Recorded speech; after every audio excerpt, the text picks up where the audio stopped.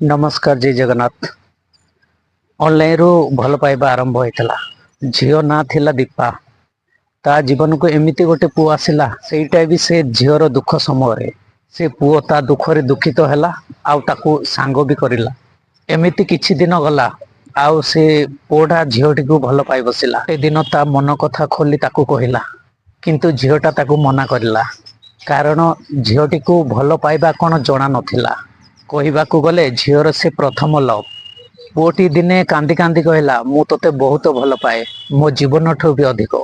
तापरे झीटी हाँ कहला आउ एमिति किछि दिन बीतीगला।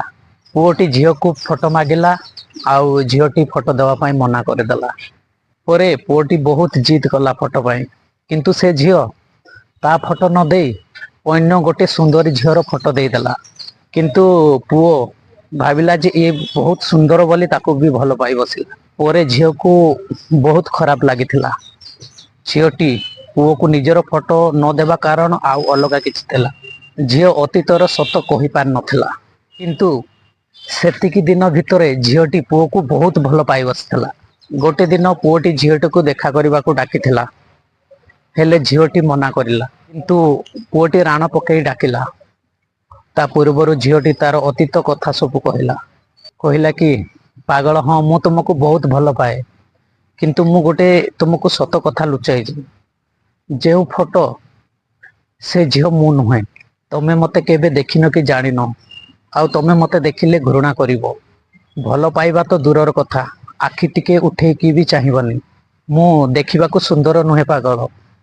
पुओ कहला तू जेमिति भी देखा जा मु तो मन को भल पाई तो चेहरा को भल पाइनी।